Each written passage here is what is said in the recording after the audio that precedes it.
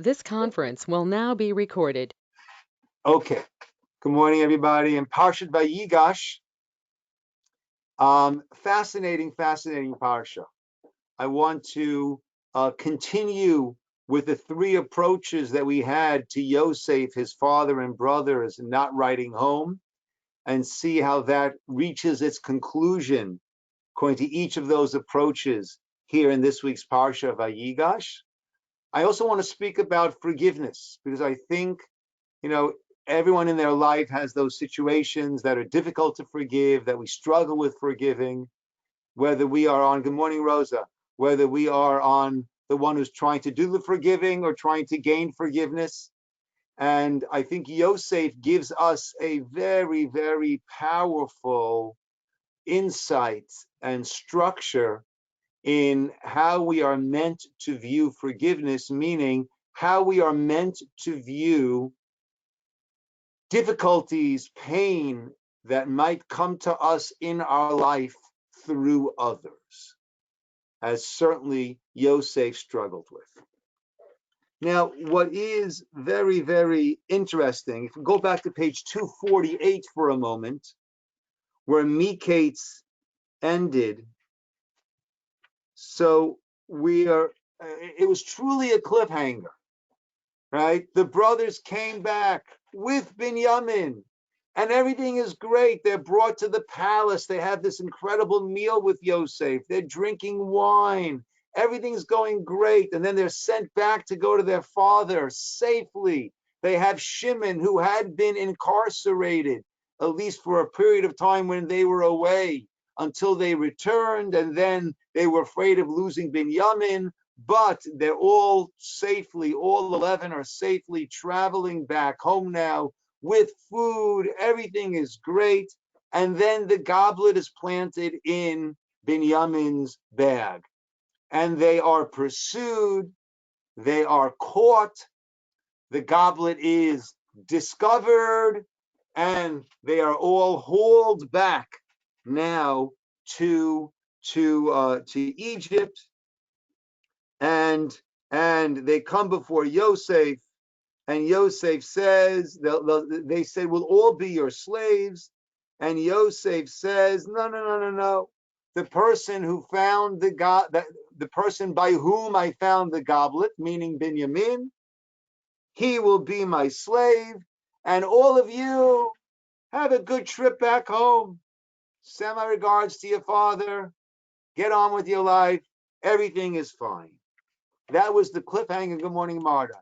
That was the cliffhanger that we left off with last week. And now, page 250, Vayigash Elav Yehuda.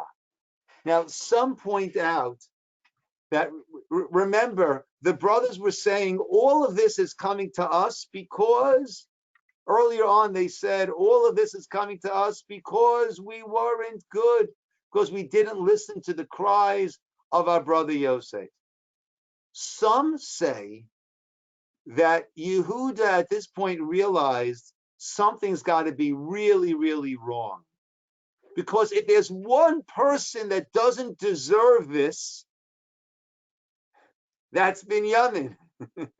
He was not involved in all of this. He was not involved in this sale. So if they're looking back and saying, why is all this craziness happening? And the only thing they can think of is the sale of Yosef, then it makes no sense now that Binyamin is taking the hit.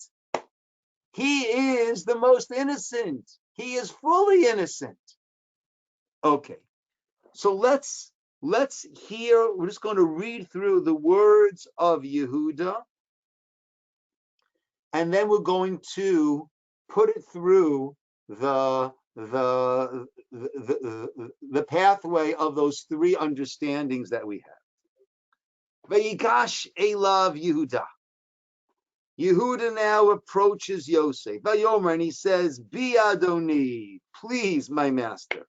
I'm going to speak some words into your ears, and don't be angry with me. You are like Paro. And now he recounts this whole bizarre circumstance, this whole bizarre encounters that kept going on. Adoni shal davadav limar yeshlchem avo ach. Our master, you asked your servants, you asked us, do you have a father?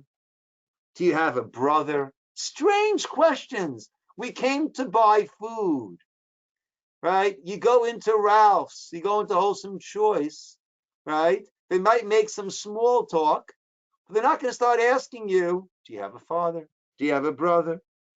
But no, we answered, Yesh lanu av zakein. We have an elderly father. V'yeled zekunim katan, and a young child who was born to him in his old age. V'achiv mate, and another brother who has died.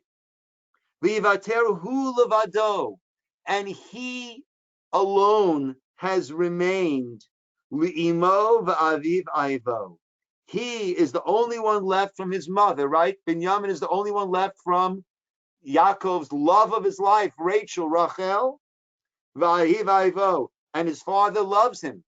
There's a special love that Yaakov has for Binyamin. There's no more Yosef.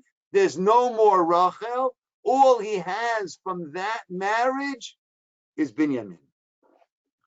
And yet you said to us, Haridu Eli, bring him down to us. Vasima eini alav, I want to put my eye on him. And we said, no, he can't leave his father. If he leaves his father will die. And you said you had no compassion. If you don't come back with your younger brother, you will not see me again. You insisted. The only way that we can get the food that we need to keep ourselves alive was by bringing our younger brother. And it was.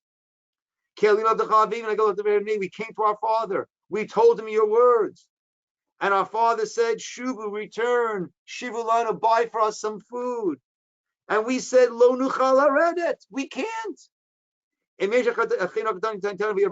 Right? Unless our younger brother is with us. We can't go before that man.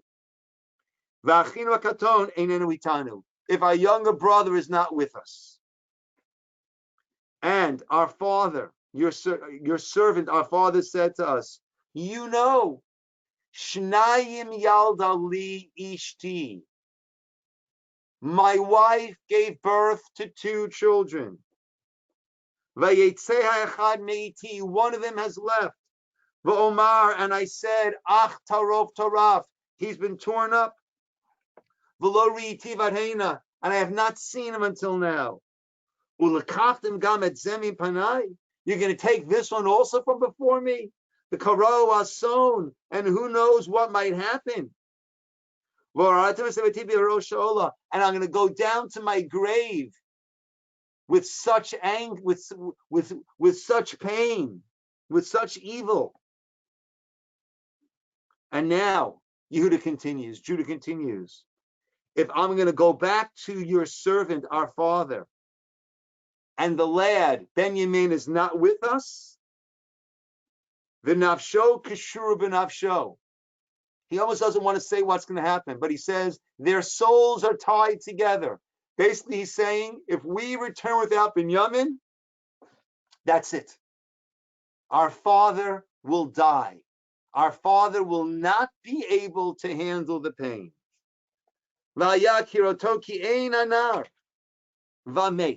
He sees the child is not with us, he will die. And you will have brought down our father to the grave in such sorrow. Why am I talking? Yudah continues. I guaranteed that youth to my father. And I said, if I will not bring him back, I will have sinned to you all of my days. Therefore, Yehuda says, this is my proposal. I, your slave, your servant, will stay in place of, you want a slave, you say someone's got to be a slave to you because the goblet was stolen. I volunteer myself. I will be that slave. and let this lad return with his brothers. Ki eich elel avi, how can I possibly return to my father if the boy is not with me? Lest I will see the evil that will come to my father.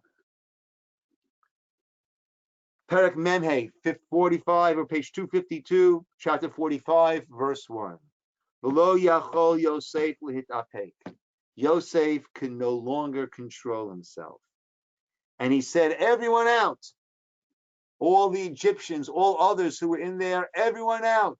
He wanted no one else there when he would reveal his identity to his brothers. And he let out a cry. Pasuk Gimel.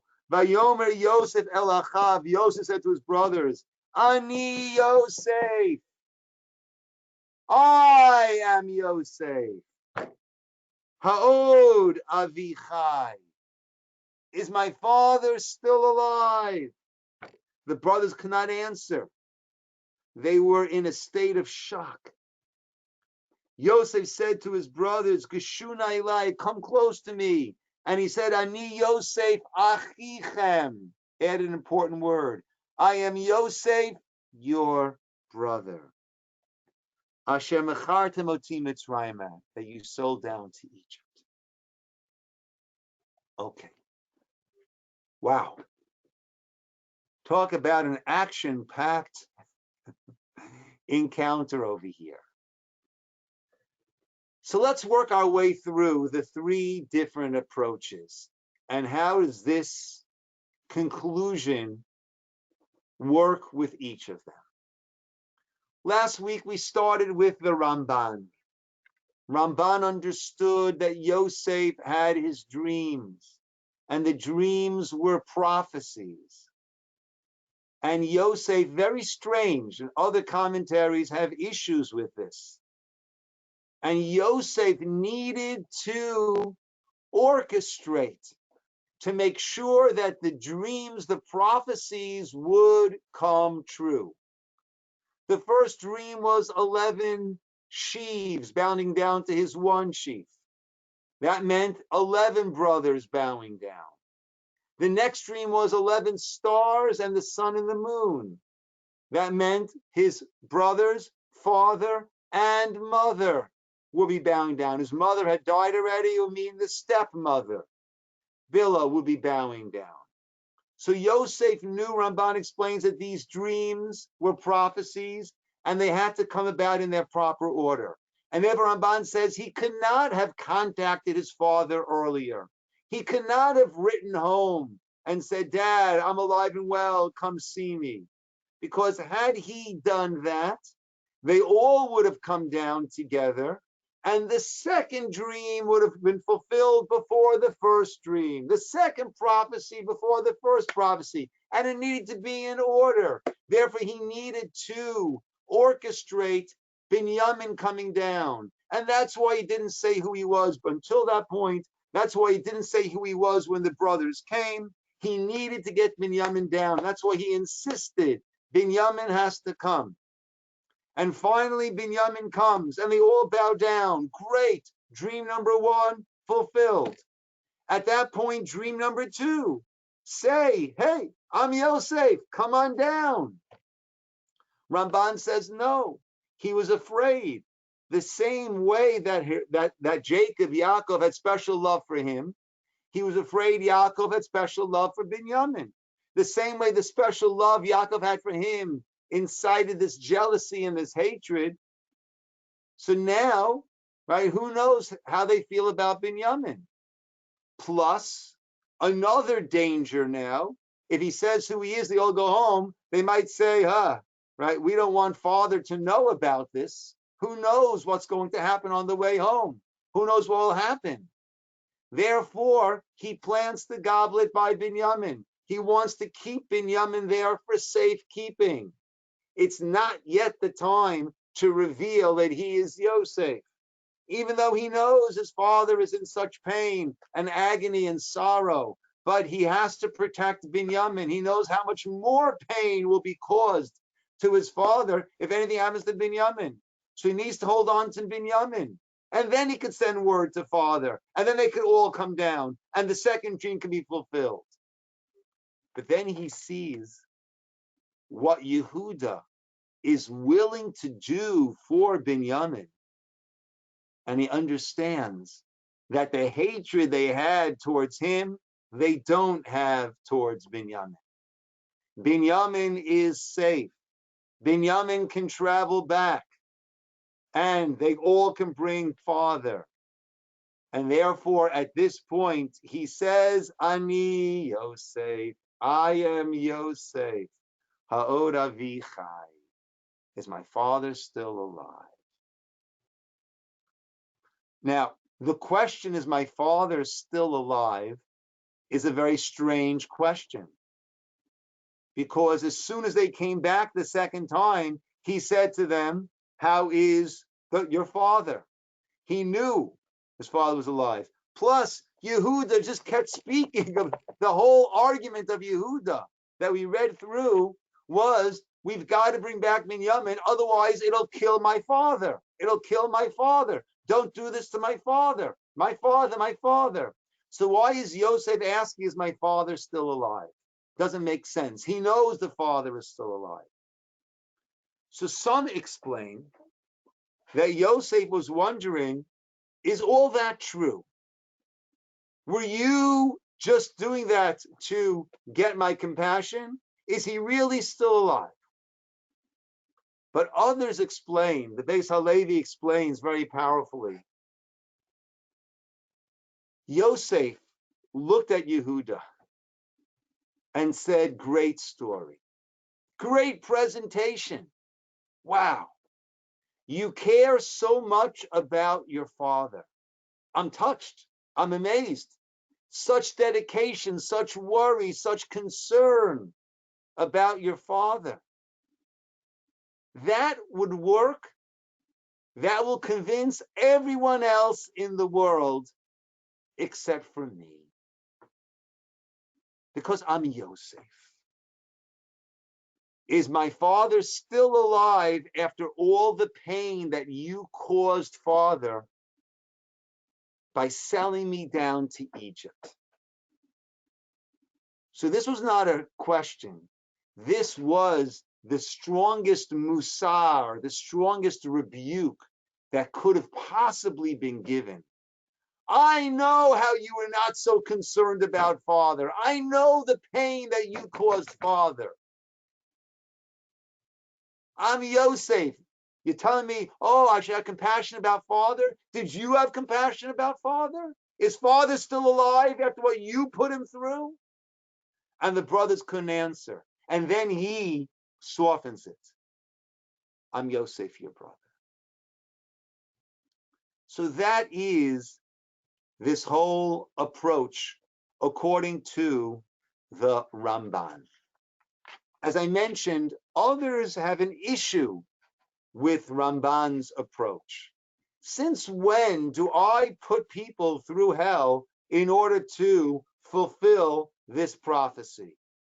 In order to fulfill this dream prophecy? You know, let God worry about that. Let God worry about that.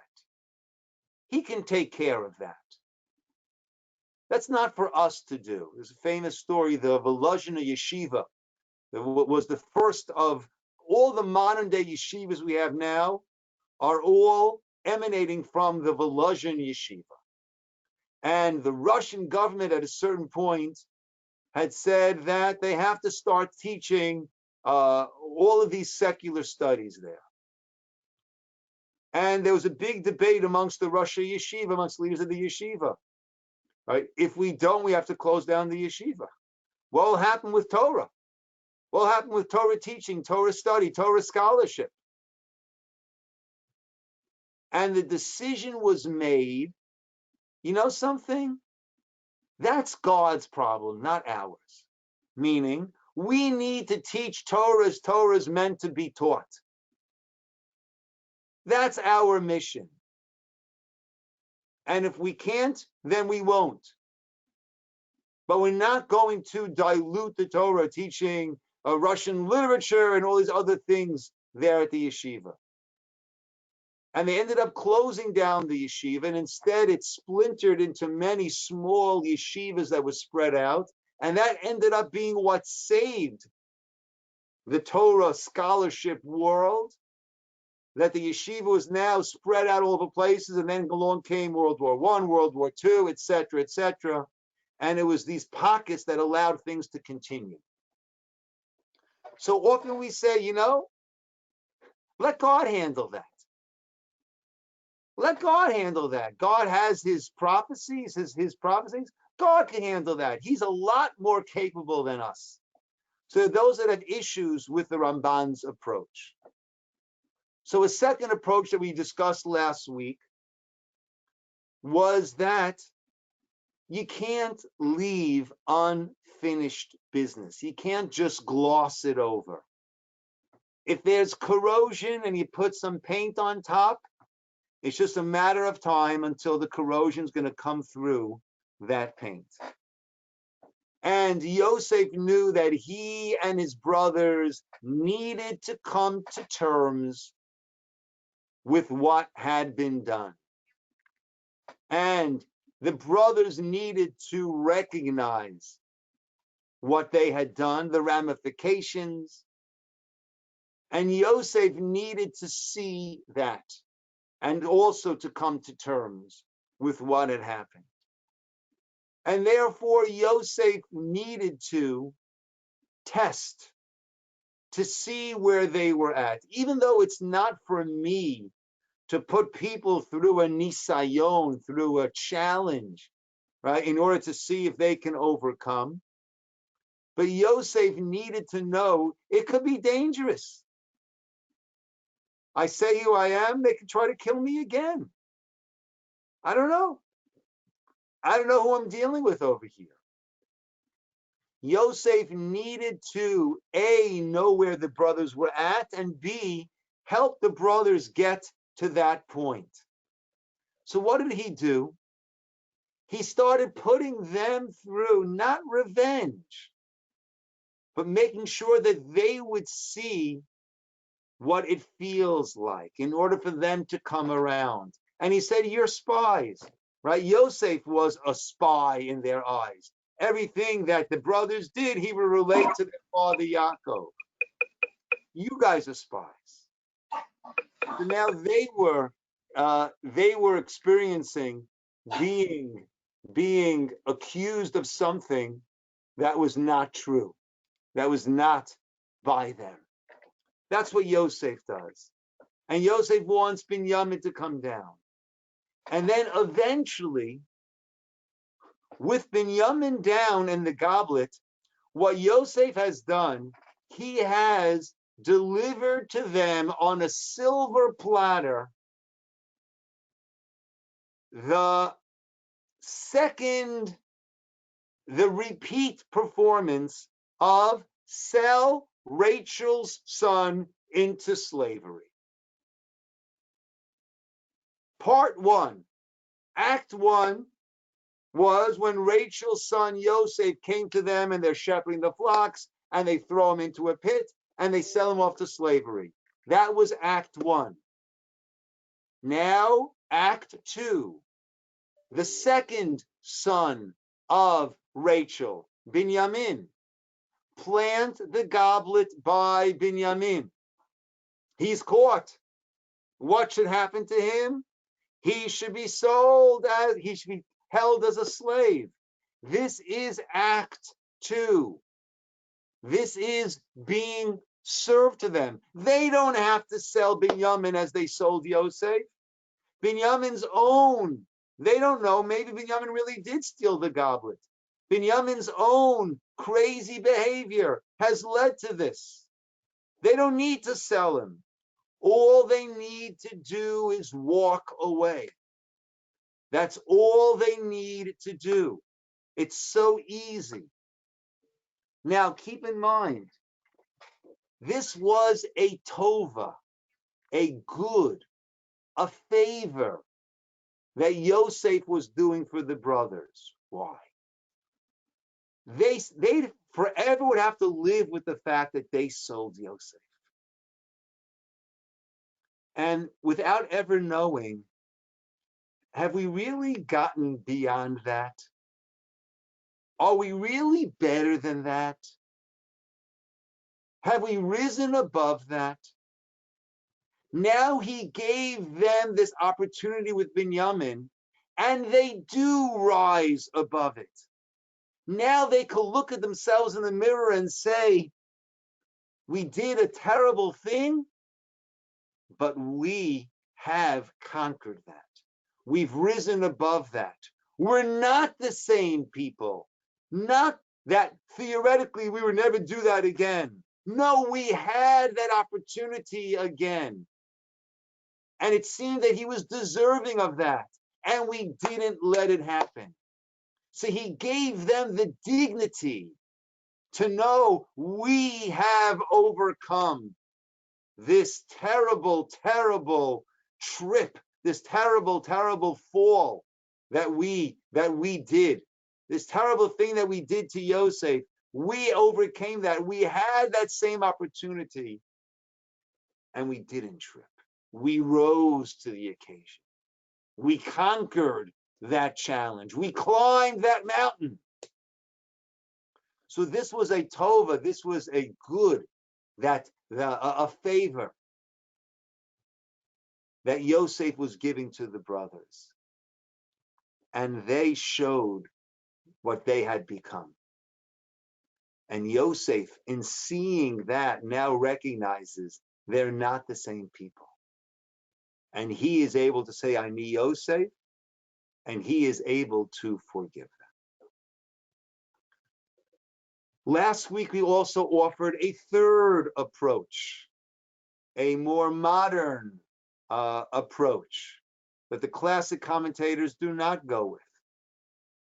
And that is that Yosef, remember, he had his dreams.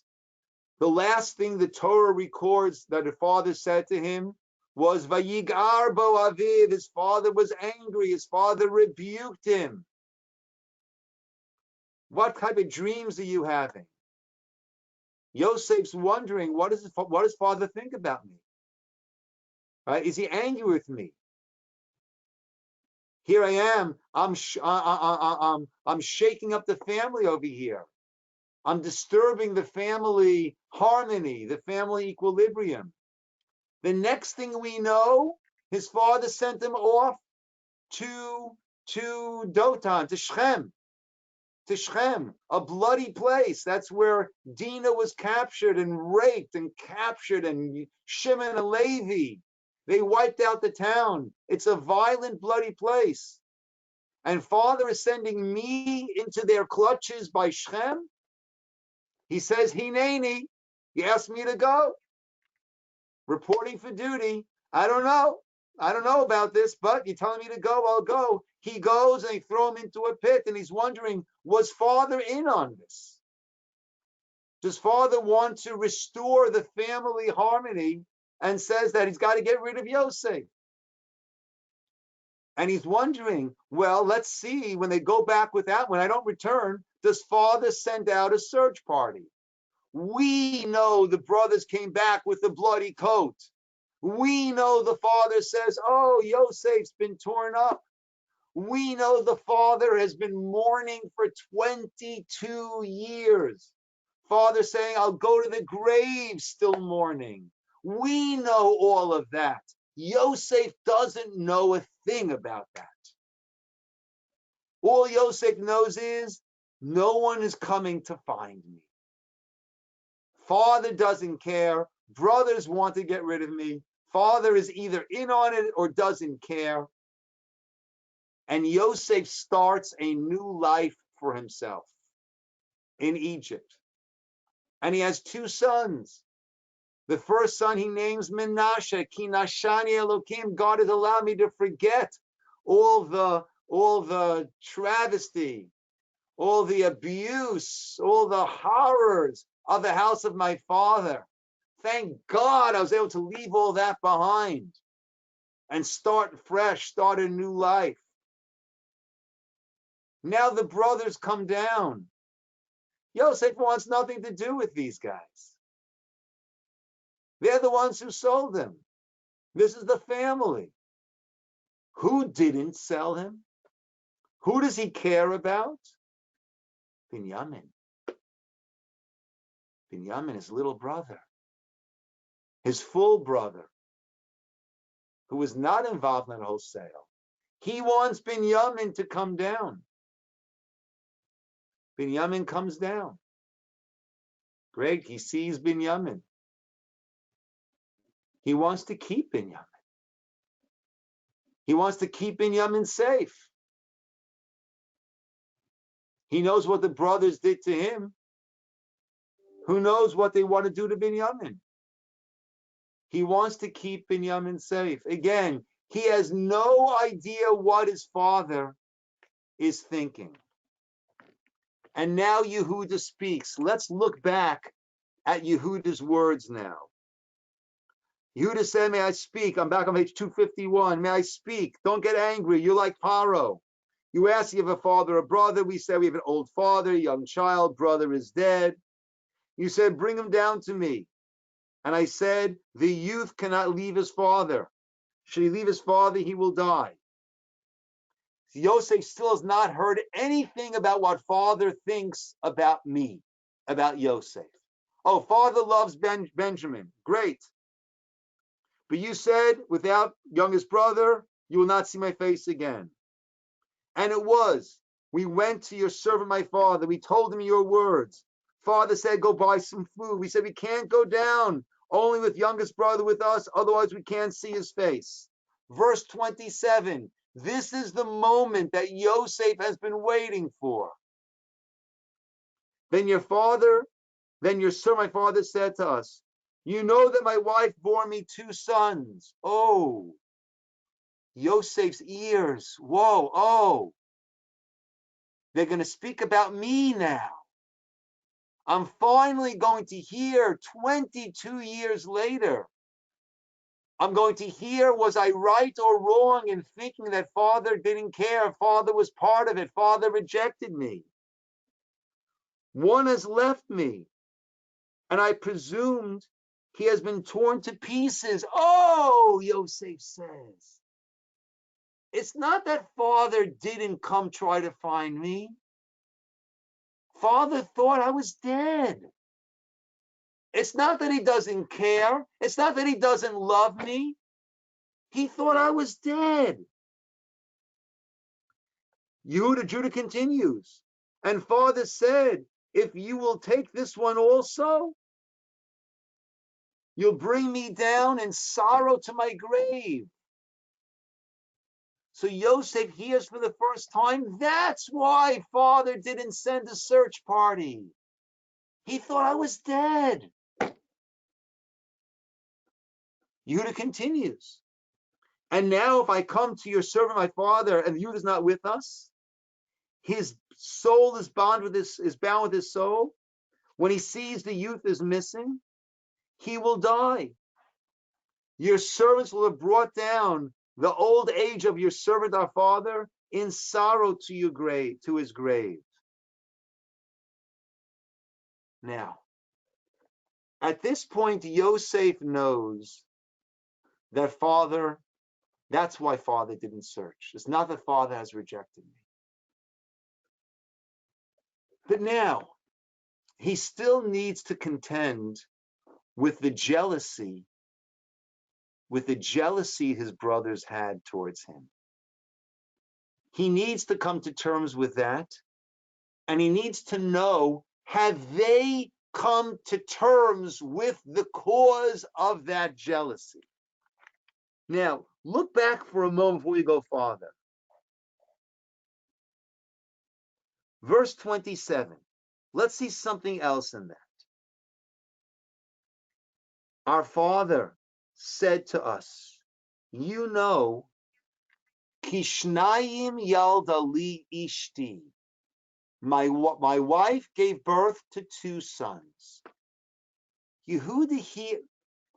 Yosef hears Yehuda saying that.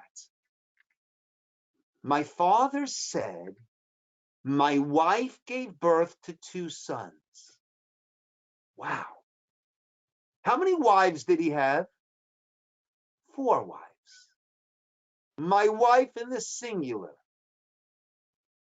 That wife that Yehuda says Yaakov is referring to is not Yehuda's mother, Leah.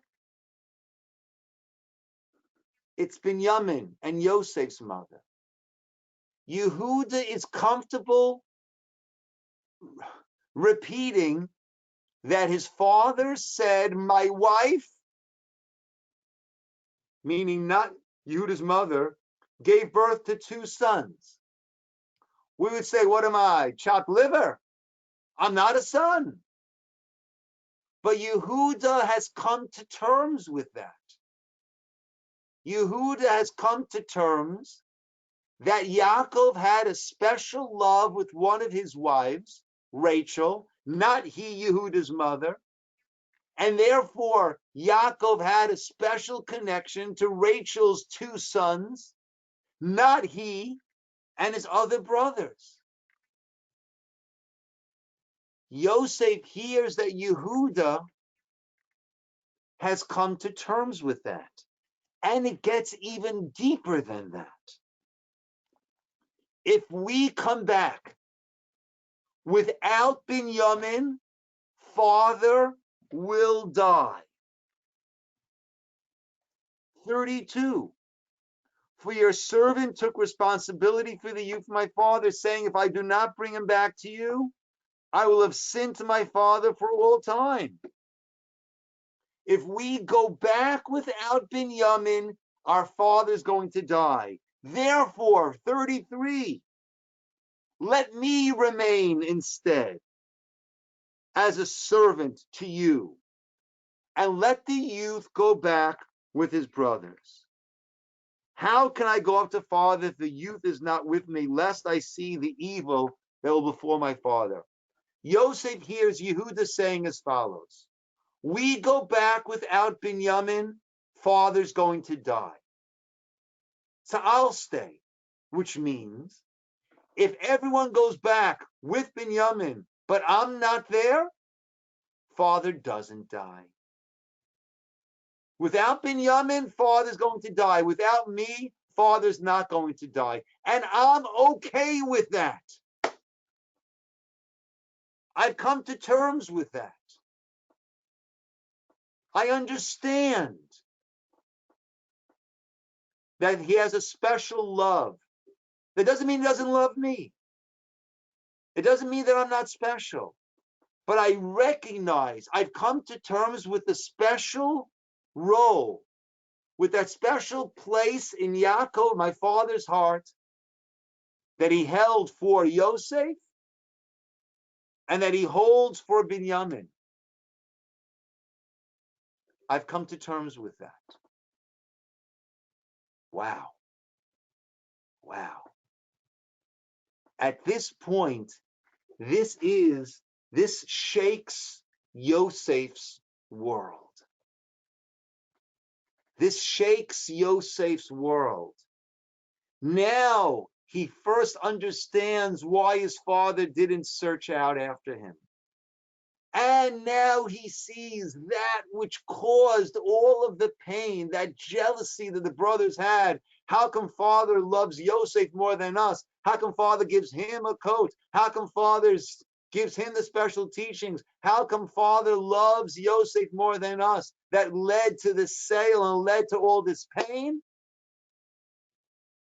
He sees the brothers have surpassed that. They have overcome that. They've come to terms with that. You know, sometimes we just understand there'll be a special bond between 2 people to the exclusion of others. And we can come to terms with that. We can accept that. I think I've shared before when I'm part of a merged family. My mother passed away, I was young, and my stepmother's husband passed away, 2 children when they were young, and my father married my stepmother, and the 2 families merged together. And sometime early on, there was something that came up. I forgot, I don't remember what it was, but that there was this favoritism of one parent to their children to others. And our parents were having this whole issue over it. And the four of us, there were two little ones in my family, myself and my sister, Allah Shalom, and two in the other family. My other brothers were older. They were sort of out of that whole dynamic. The four little ones sat down our parents and said, the two of you are doing a great job. And it's hard to merge a family. And you're doing a great job. And we don't expect that the parent is going to feel 100% equally to the stepchildren. We never use the term stepchildren. But we expect to all be treated equally, and we are. But we don't expect you all to actually feel the same way about the other two that have entered your lives 2 years ago or a year ago, compared to those that you've brought up since they were infants, babies. And we were like Yehuda over here. We get it. It's okay. It's okay. We get it. We accept that. And Yehuda said, we know. Father worked 7 years to marry Rachel. And then Leah was given. And father worked another 7 years, right, for Rachel. We know Rachel was Rachel. Rachel was his main wife. And the children from Rachel. We accept that. We're okay with that. We go back without Binyamin, father's going to die. We go back without me, father will be sad, but he won't die. And that's okay. Yosef hears that. And he can no longer constrain himself. And he said, Ani Yosef, ha'od avichai. I'm Yosef. Not is father still alive. Is my father still alive? Oh, a whole different meaning. I thought he had written me off. I thought he didn't care. I thought he no longer viewed himself as being my father. He might have even been part of this whole plan to sell me. Oh, my father is still alive. Wow. I was misunderstanding all along. I thought he didn't care. I thought he had rejected me. I thought he no longer viewed himself as being my father. Now I realize my father's still alive. A whole different understanding. He wasn't giving them Musar. Is my father still alive after all the pain that you caused? No. He now, for the first time in 22 years, fully understands why his father never reached out, why his father didn't search for him, why his father didn't come looking. And he realizes, he's still my father. He still cares. He's cared all along. He's been mourning me all along. A whole different shift. Now Yosef needs to work on the forgiveness aspect with the brothers. And he needs to let the brothers know that he's okay now.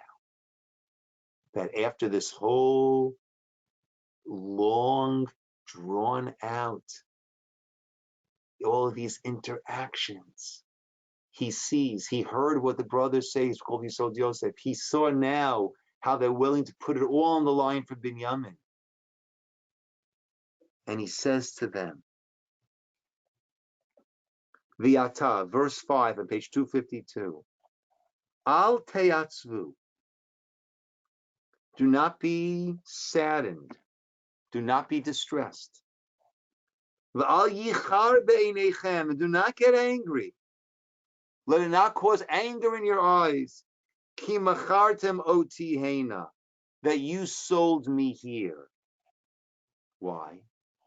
Ki lemichya, because it was in order to sustain you, in order to be a provider. Shilachani Elokim lifnechem. God sent me in front of you to be the provider. Remember, the first dream was the sheaves bowing down. That is sustenance. That is provisions.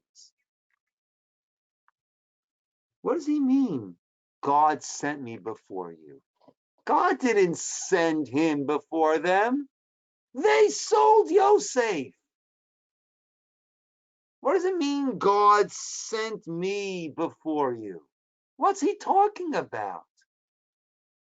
Is this historic revision over here? They sold him. God didn't send them. He continues. And then we'll open up the mics. I want to hear what you have to say. Kizesh Natayim Arav, the care of Aretz. The famine has already been for 2 years. And another 5 years. Ein charish v'katzir, no plowing, no harvesting. Vayishlacheni Elokim lefnechem. Again, God has sent me before you, lasum lachem sheirit ba'aretz, to ensure, to set for you a survival in the land. Ulachayot lachem, and to keep you alive, to sustain you. Lifleita gidola, for a great deliverance. What's Yosef saying? God sent me. God didn't send him. The brothers sold him, cruelly, callously sold him into slavery. Don't be upset. Don't be angry. God did it. What's going on here, my friends? What do you say?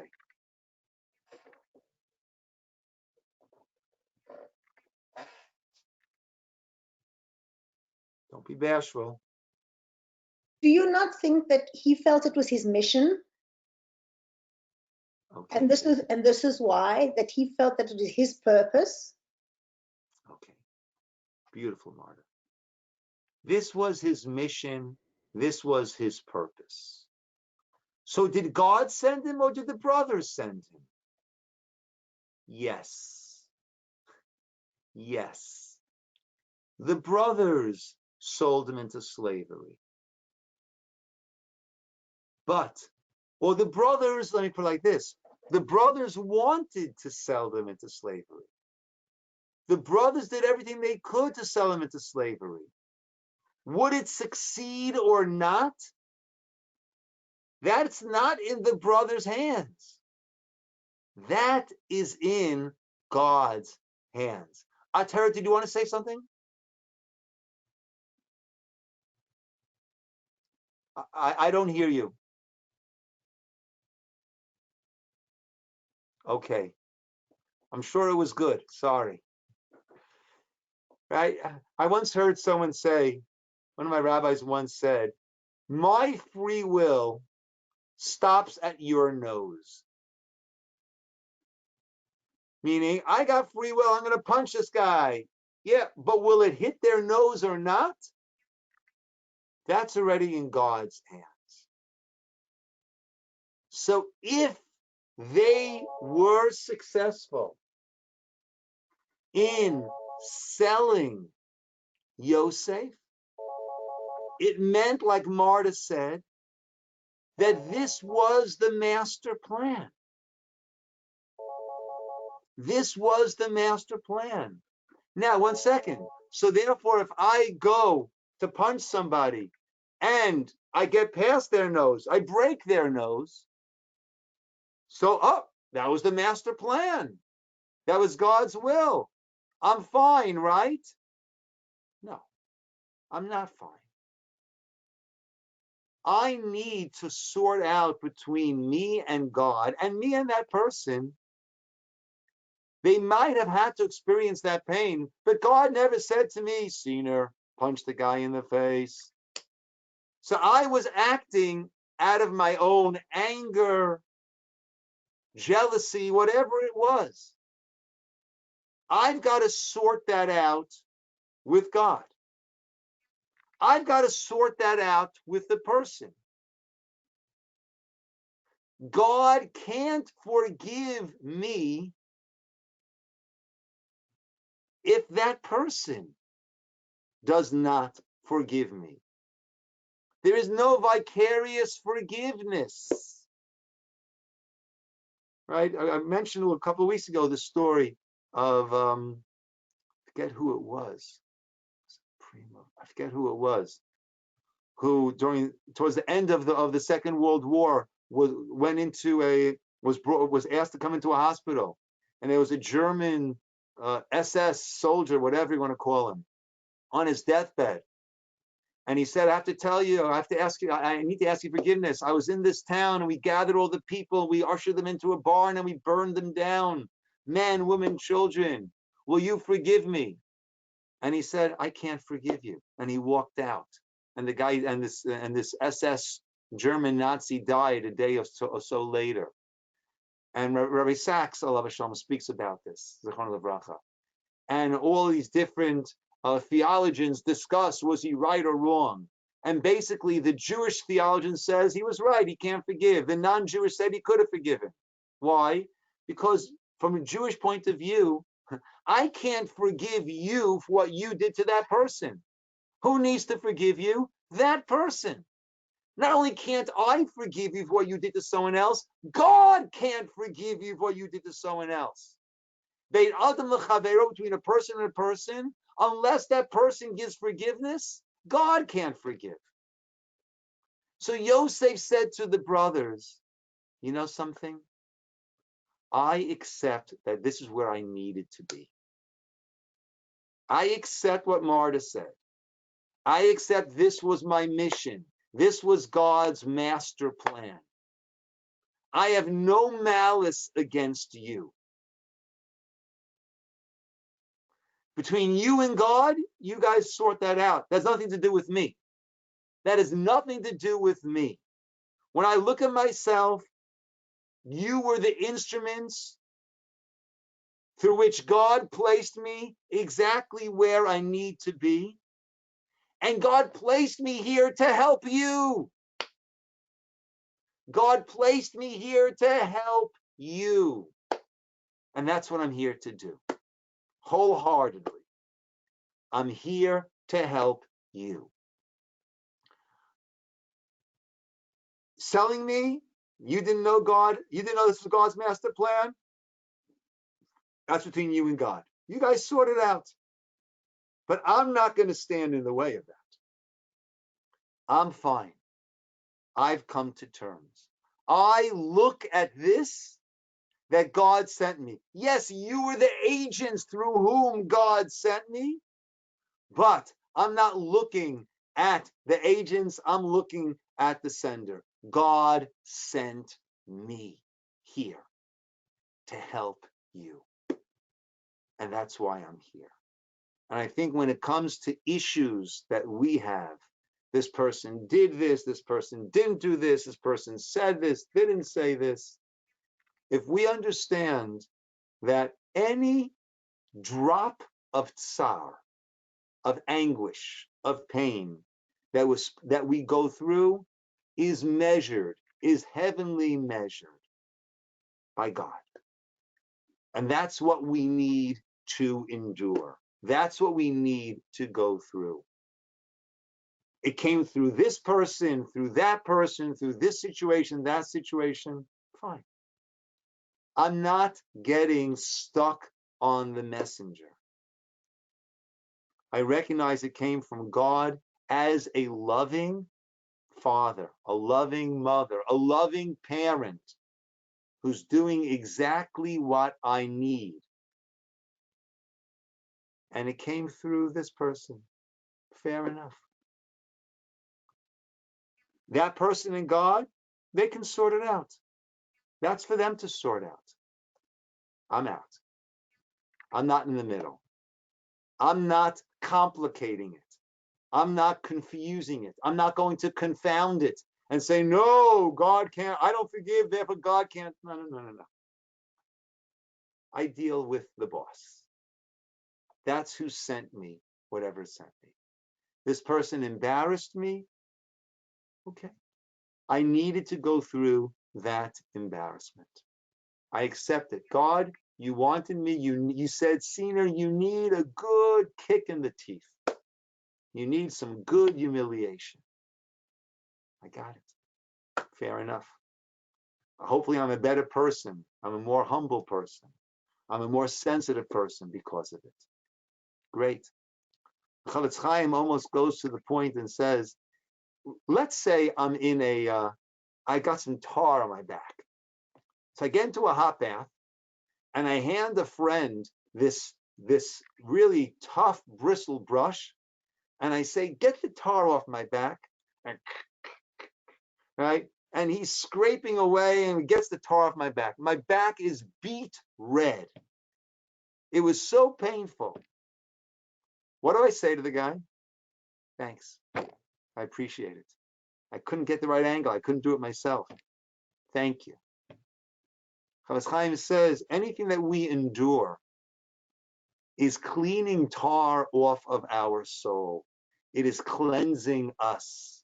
It is elevating us. I always say, right, it's wonderful to lay on a beach in Maui, but we don't become a greater, deeper person from that. We might need a break, fair enough.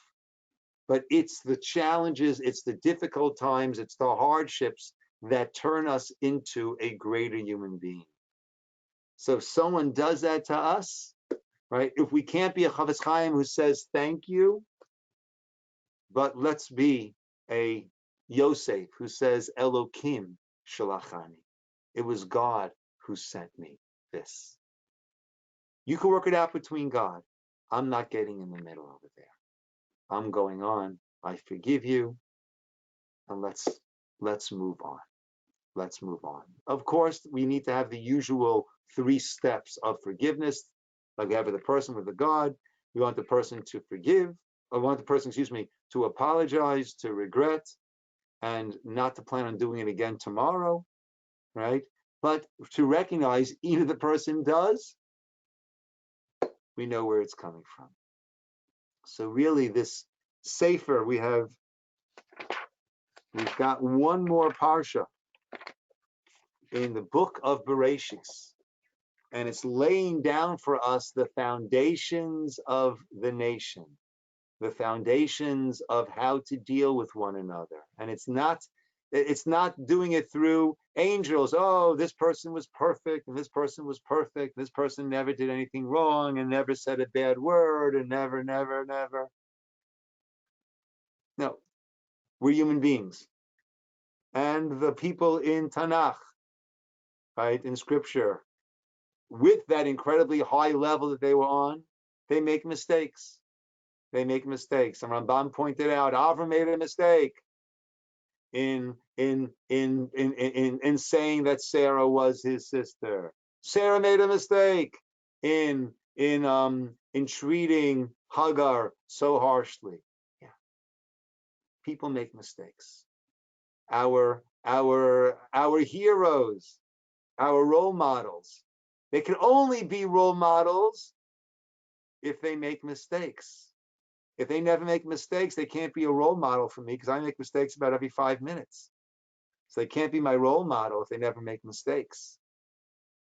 And that's what the Sefer Bereshis is. All right. So we see all the angst, but we see how Yosef forgives. We see how the brothers become different people. We see how Yehuda comes to terms with all these things. We see all of these transformations, and we recognize we're all imperfect. We're meant to be imperfect, and we're meant to strive to become better and better and better. And that's all that we can do.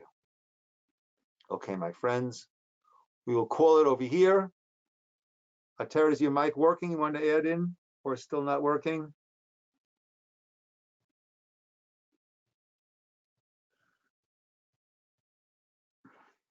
You'll send me an email, please, to share it. Okay.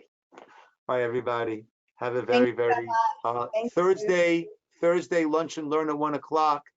Friday is a fast day. Very, very unusual to fast on a Friday.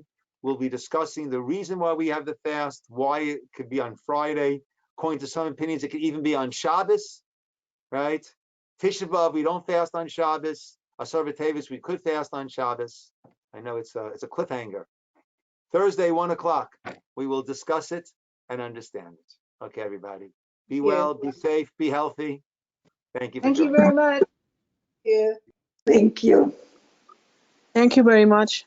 Thank You're you. very, very welcome, everybody. Have a good day. You too.